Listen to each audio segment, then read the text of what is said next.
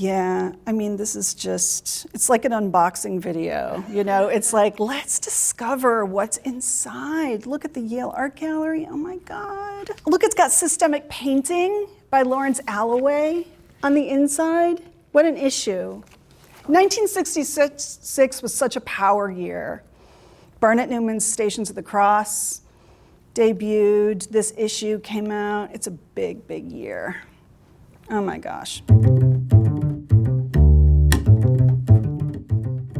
I'm Sarah K. Rich. I teach art history at Penn State University. I write about abstract painting produced in the United States during the Cold War period. I also am very interested in the history of color and the history of material colorants. I'm here today to talk to you about Union 3 by Frank Stella. In 1966, Artforum reproduced an image of Union 3 on its cover on the occasion of an exhibition that was taking place at the Castelli gallery of Stella's Irregular Polygons. And it was there because Michael Friedhead was publishing an article in Artforum on the subject of Frank Stella's shaped canvases. Frank Stella is an interesting artist because he really rests on this fulcrum point between two different kinds of modality of art making in the 1960s.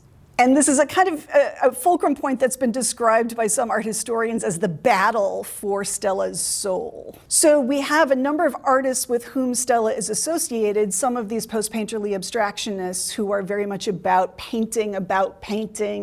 And we have a number of artists with whom Stella is also affiliated, like Donald Judd, other artists at the Castelli Gallery who are interested in the relationship between artworks and sort of larger categories of meaning and understanding and context. What's interesting to me is that Stella continues in his most interesting work to sort of ride this line between the two, between painting as something that's centripetal and self-involved, and painting as something that is centrifugal, which is to say it's about the space around it, and it's about larger issues, sometimes social issues that surround it. Union 3 is a terrific example of this. So we could say, for example, that like many of the polygon paintings, it uses the element of the frame as a way of referencing this device by which painting separates itself from the world, right? It's one of these problematic categories by which painting kind of declares its autonomy. In the Irregular Polygons and in Union,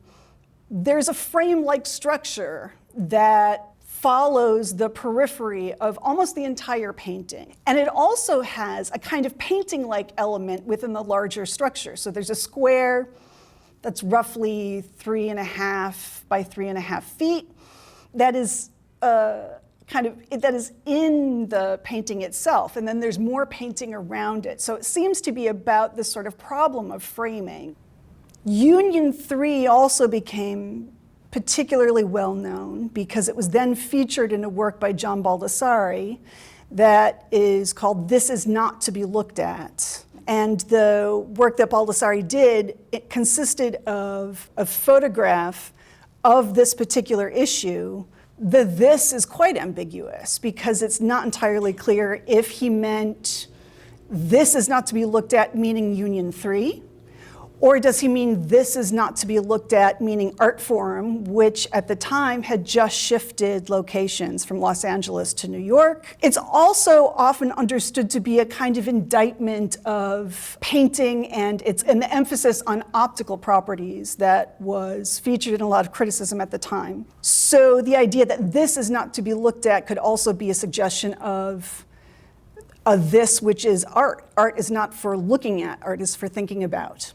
One of the things that's especially interesting about Union 3 and all the paintings in the Polygon series is the fact that they were painted with a really important kind of colorant in the 1960s. They were painted in fluorescent alkyd, and fluorescent paint is a very interesting thing. It basically takes infrared light and converts it into visible light. And as a result, your eye sees fluorescent paint as being radiant, as if it's producing light from the inside. It is a way of producing color that is more centrifugal than color is most of the time. Usually color just reflects visible light of one variety or another Fluorescent paint kind of keys up that dynamic so that it's actually producing more visual oomph in a way that doesn't seem to be about opticality or painterly purity, but seems to be about a kind of spectacular, almost muscular way of thinking about color as something that pushes out into the world and invites the viewer to be astonished by its radiance. The only way to reproduce that effect is by printing with fluorescent dye, which Artforum did not do, which no one did to my knowledge. But the paintings, for that reason, continue to be reproduced in a way that makes it very difficult to understand from any photographic reproduction. So the color reproduction on the cover of Artforum is misleading. In fact, it's a much more radiant kind of painting than what you can see here, and it would be impossible to reproduce in photographic media.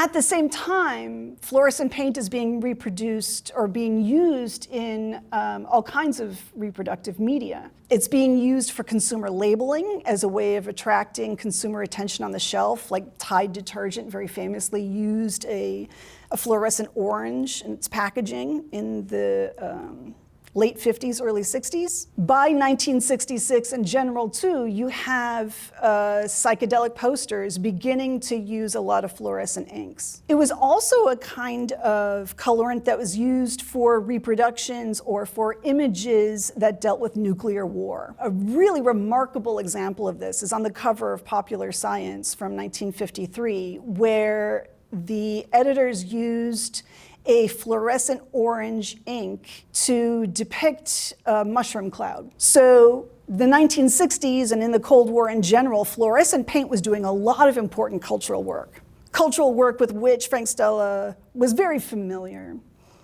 I would not argue that his work is about psychedelics. I would not argue that it's about necessarily nuclear war in particular, but I think that he is very aware of these powerfully popular connotations of this particular colorant and the way that it seems to make his work connect to these larger issues in a way that's centrifugal as the colorant itself.